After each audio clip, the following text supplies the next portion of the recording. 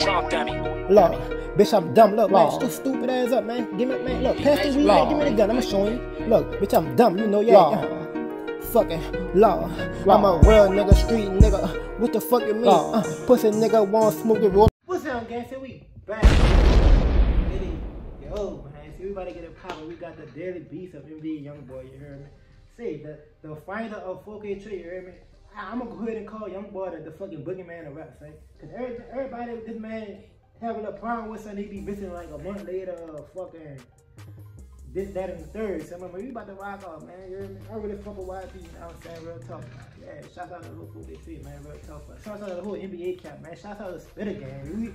We the real game, bro. Real talk, man. We about to rock off, boy. Enough of all that talking, man. You know that the channel can rock off game. Y'all know it's poppin', man. Y'all see me some fight shit to rack out in the comment section, you feel me? Real Spitter gang shit, man. That get it, that go, that get it poppin', you know what I mean? We ain't gonna do no more talking. Hey. Video is sponsored and approved by Century Films in support of their new YouTube original documentary, Terms and Conditions, a UK drill story, now available on GRM Davies' YouTube channel. NBA Youngboy, born Kentrell Deshaun Gordon, was born in 1999. Having never actually shot hoops professionally, the NBA never broke again. I guess now we know why they call Mr. T B.A. Baracus. And although his pockets have pledged never to go broke, sadly the same can't be said for his own neck. Clearly he wasn't a fan of Wu-Tang as a child, because NBA Youngboy famously broke his neck whilst he was wrestling as a toddler. The serious injury actually required him to wear a full neck and head brace while his spine healed, which left the 3 iconic head scars that he has to this day. Hey, sounds bad, but you should see what happened to the other kid. Anyway, despite being a young scar head, a young NBA Youngboy was moving like a young scar face after dropping out of school in the 9th grade and beginning his career as a jugger and finesser as a young boy. Unfortunately, he eventually found himself in a youth detention center for robbery, where he at least had some time to focus on lyrics for his future career as a rapper. When he was released, he ended up moving in with his estranged half-brother 3-3's family, and they would get back to finessing on the streets to pay for studio time. From there, Youngboy got to producing music and dropped his first ever mixtape, Life Before Fame, around 2015. The mixtape I never even heard that yet. I never heard that yet, bro. GTA Baton Rouge loading screen that had been drawn by a 6-year-old. And the tape featured tracks like Homicide and Range Rover, which showed a 14-year-old Youngboy truly had the skills to pay the bills early on. Better rapping at 14? And well, it turned out that I ain't little better rapping at 14 again. Didn't go unnoticed, because that first mixtape, Life Before Fame, was actually released under the banner of TBG, which stands for Top Boy Gorilla, a crew with a storied history in the wild and dangerous streets of Louisiana's Baton Rouge. The crew was supposedly started by a deceased Louisiana native and affiliate of Boosie, Lil Ivy Smith.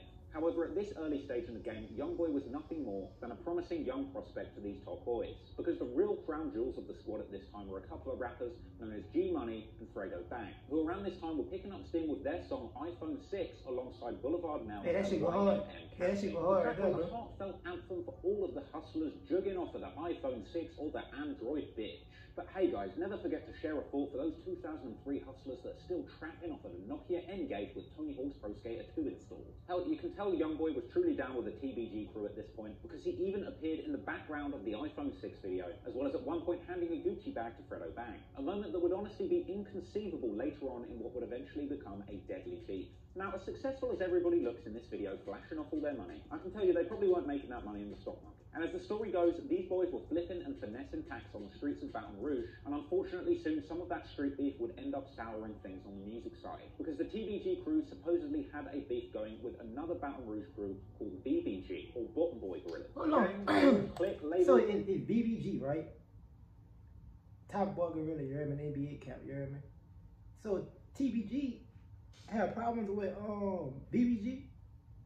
Oh, I get this shit now. That's Baby Joe. That's the nigga Baby Joe be with, you heard me? And also, I think BBG, well, yeah, BBG affiliated with Youngboy a click, you heard me? That's crazy, bro. Like, that's tough. That's tough. Whatever you want, but BBG and TBG were certified ops, with a big rumor at one point going around that Youngboy's cousin Boozilla, who was BBG, had run off with G Money from TBG's pack. Some people and I even knew that was a cousin. That it was Youngboy that had told G Money that Boozilla was responsible for this, after being pressed by him whilst Youngboy was still rapping TBG. This was suggested by G Money lyrics that would come much later on in this beef, where G Money had suggested that Boozilla wanted to murk Youngboy over this drama. Meanwhile, as that personal beef was developing, another more professional beef was emerging between Youngboy and the TBG crew. According to some, Youngboy had gotten frustrated with the TBG label due to the fact that he wasn't necessarily getting the money or shine that he thought he deserved from the crew. So him and 3-3 disbanded and started their own crew, NBA Never Broke again. From day one, that's where NBA started, from like me and him sitting on that porch, like really saying we wasn't trying to go broke no more. And the formation of that crew was announced with a bang when Youngboy dropped his earliest surviving music video, the aptly titled NBA. Though to be fair, that video was a very low quality affair, much more pee-wee hoop practice than the National Basketball Association. And by December the 1st, 2015, Youngboy is going at it alone under his own NBA banner and beginning to drop sneak disses towards his former crew TBG. On the intro of his first truly independent NBA mixtape, Mind of a Menace, he dropped several... See, I ain't heard that either, but I gotta hear that shit too. Suggesting that they envied him and that he wasn't willing to work under someone else's administration. Then on the follow-up mixtape, Mind of a Menace 2, he continued to drop... I ain't heard that bitch right there, suggesting they didn't live up to their promises and that he was ready to go to war with his former allies. After that, his next mixtape, Before I Go, was filled with... I ain't heard that bitch right there either, but... There was a rumour that G-Money had actually hooked up with Youngboy's sister, as well as shooting some vague threats to his former crew. But beefing aside, it was actually Youngboy's October... Hey, y'all let me know in the comments, do y'all think this, bro? Y'all, man, look, RPG money, you know what I'm saying? Real talk. Y'all think he was down bad from fucking that man's sister? Y'all think he wasn't down bad? Like, what would you do if you had a little partner, you feel me? Well, y'all was former friends, you heard me? And your little partner go in and bust your sister up, you heard me? Me personally, son, I wouldn't care, son, you heard me? I wouldn't give a fuck, son. You feel me? Because I feel like my sister, she gonna do what she wanna do, you heard me? Like, real talk, you heard me? Y'all probably be like, Spitter, bitch, you stupid, but I don't even care, son. I wouldn't care, you heard me? But fuck, Top wasn't having that shit. Top felt some type of way about that shit, you heard me? Crazy, that's tough. What y'all do in the comment section, bro? Would y'all get mad? Accompanying song 38 Baby that would truly be the watershed moment of his career professionally. Named after his native Baton Rouge hood, Northside 38, the 38 Baby video to this day sits at a comfortable 100 million views. That's when I first got on that, boy, on that song right there. Oh, it tastes like batteries. Frankly, there's so many straps in 38 Baby, I can't tell if it's a music video or an advert for ammunition. Maybe they should call him NBA Youngboy, hey? Ha! The success of 38 Baby would see Youngboy's fame rising to new levels. And from there, he managed to land collaborations with fellow Louisiana Baton Rouge legends, such as Kevin Gates appearing on the 38 Baby mixtape track Like Me, and apparently even getting a ghastly Youngboy tattoo, so you know it's real. I got a tattoo of him on me because I love him. And you can say what you want to, but just in Louisiana, when we love somebody, we appreciate them while they're alive. As well as Youngboy appearing on fellow Baton Rouge legend Boosie's track, My Little Son. And it would be these major moves that would have Youngboy's name ringing not just in the streets, but also in the corner offices of record labels. At a certain point in 2016, he signed a $2 million 5-album deal with Atlantic Records, with the help of his manager, Fee Banks, a Louisiana industry legend who apparently had helped Lil Wayne start Young Money and having previously managed Kevin Gates. But hey, sometimes you can rise to the top so fast that it hurts. And unfortunately for Youngboy, as soon as he would catch that bag, he'd also be catching a serious case that looked like it was set to derail his career in a big way.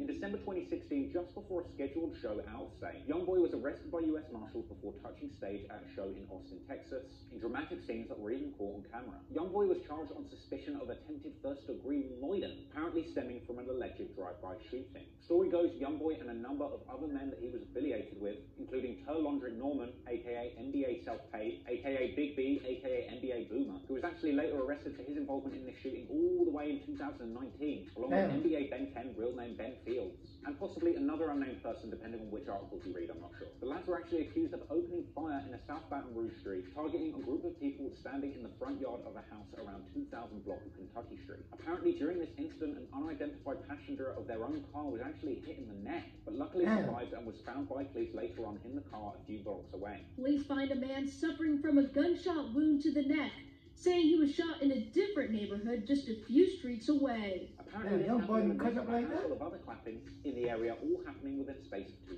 days.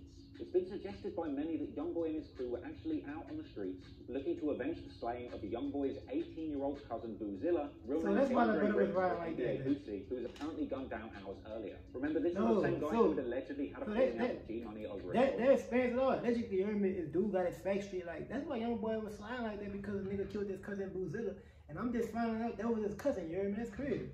That's tough. Top wasn't having that shit. You heard me? Top pulled up. You heard me? Top is too hot out there. This innocent looking chap, I don't believe it. It seemed like Boozilla and the NBA boys had all made up and become friends again after Youngboy had fallen out with G-Money and the TBG crew, and further speculation seems to suggest that apparently this incident might have had something to do with Boozilla dropping a diss track calling out a TBG affiliate named Deucer. Now at this point, I would just like to remind everyone that a lot of the information in this story is pure internet speculation, and since this incident and a lot of the things surrounding NBA Youngboy in this case haven't been definitively solved, we can't necessarily take everything we hear as fact. I'm just trying to feed you the information that's floating around out there on the internet. Now, eventually, a man named Trayshawn Coates was taken into custody for the Boozilla incident, while Deucer, real name Renard Clifton, ended up in jail on a different first-degree murder charge and the illegal use of a weapon the following year. And even then, apparently 24 hours after that retaliation incident that involved Youngboy and his boys, yet another drive-by took place on the same block as the Boozilla slate, which left 2 homes riddled with bullets, with the police alleging a man named Derek Geist to be the driver, along with Coates, the accused triggerman in the Boozilla case only a day before, along with another man, Michael Onyedinma. Now, for his involvement in the retaliation incident, Youngboy himself caught 2 attempted murder charges, and he was held on a $200,000 bond, as well as appearing in his mugshot wearing a fly-ass Burberry shirt, but I only assume got him an additional charge for being a straight fashion killer. Now, at the time, Youngboy was only 17 years old, but Louisiana is one of the few states in the US where 17-year-olds can be charged as adults. And so Youngboy spent December 2016 to August 2017 in the slammer. But at least for the fans, it wasn't all bad, because whilst NBA Youngboy was incarcerated, his label got to work and re-released 2 of his projects. They dropped the reloaded edition of Before I Go, removing the songs Thug With Me, Change, and All Night, and adding a 21 Savage remix of Murder, the track Bands, track Fact, where Youngboy apparently proved how many bands he has by waving them in a shopkeeper's face. Alright Youngboy, you're rich, I believe you. As well as the tracks How We Play It and the track Win or Lose, where he showed off just what it's like to get signed by apparently sticking a sign to his four-wheeler. Weird flex, but okay. The label also released a reloaded version of his Mind of a Menace 3 mixtape, removing the Murder remix with 21 Savage because they put it on the Before I Go mixtape, as well as taking off the tracks Life and Bootin' in This, and adding the tracks Just Made a Play featuring Moneybag Yo and Blowing Up. And so as Youngboy sat in jail and those tracks picked up heat in the streets, fans would eagerly await his release, which came after he copped a very generous plea agreement. Now, eventually, to pretty much everyone's surprise, Youngboy was able to cut a sweet-ass deal, copping to the lesser charge of aggravated assault with a firearm. And whether you think it was record labels pulling strings, his newly acquired Illuminati membership card, or the simple banging of juju like Eddie One, however you look at it, Youngboy managed a big finesse here and got his way out of jail. He was sentenced to a prison term of 10 years, suspended, and 3 years of active supervised probation, which essentially meant that he was able to get out of jail, but the potential to go back the brother was blessed when he got out that shit, for a good decade. In addition to that, he was also ordered to pay a $5,000 fine, as well as doing 250 hours of supervised community service, which included apparently doing an anti-violence PSA, which to the disappointment of fans everywhere never seemed to actually surface publicly. And apparently during the sentencing, he had what was described as a tense but respectful back and forth with District Judge Bonnie Jackson. Apparently she admonished him for going out with his boys looking for trouble and finding it. And Youngboy, to his credit, kept his cool and took full responsibility for everything that had gone down in this incident. A pretty refreshing perspective compared to people like Shotty screaming Treyway to the judge. However, Judge Jackson went on to say she didn't care about Youngboy's celebrity status, and suggesting that his rap music wasn't necessarily helping the violence in the community that he was coming out of. Apparently, Youngboy interjected at this point, reminding her that nobody had actually died in the incident, with her clapping back saying that he's lucky he's such a bad aim, and that he wasn't facing first-degree M charges. And it is also worth pointing out that the court did hear about how Youngboy had been trying to make a difference in his community by looking after his mother and giving out school supplies. Even if the judge did take a little bit of a dookie on him for having 3 kids at 17 years old. Damn, I didn't even have 3 friends at 17 years old. And in response to that frankly condescending dig by the judge, Youngboy had promised to do right by his family. And for the record, I would like to point out that Youngboy really is a stand-up guy in this department. Apparently in 2018, he actually found out that one of those kids wasn't even biologically his, with him publicly saying on Facebook, because of the man he is, he's going to continue to raise him like his own. So after his plea was accepted, Youngboy was released while he was awaiting sentencing. And so in August 2017, he was back on the streets jugging and musically finessing. Once he got out, he dropped his absolute banger of a song, Untouchable, that ended up hitting number 95 on Billboard. This had a music video that featured a cameo from his newest mentor, Meek Mill, telling him that if he doesn't leave Baton Rouge, he gone back.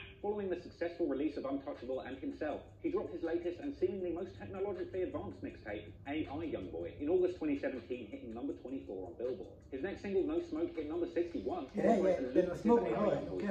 unfortunately for Youngboy, the violence in Baton Rouge raged on, and it didn't take long for those feuds to rear their ugly heads once again.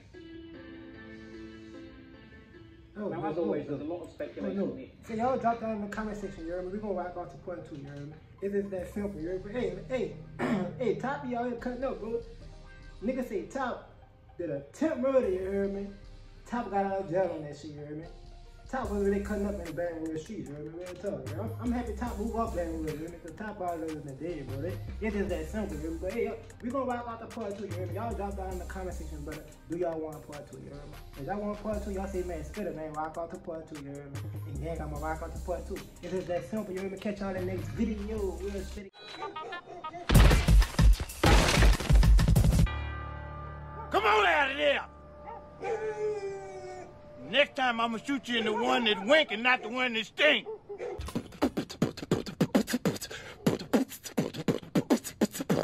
I'll beatbox your ass. I bought a Honda and it came from Hong Kong. Test up on my body, don't make me catch a body. I told my nigga we'll be cool, don't shoot the party. 100 goons with me.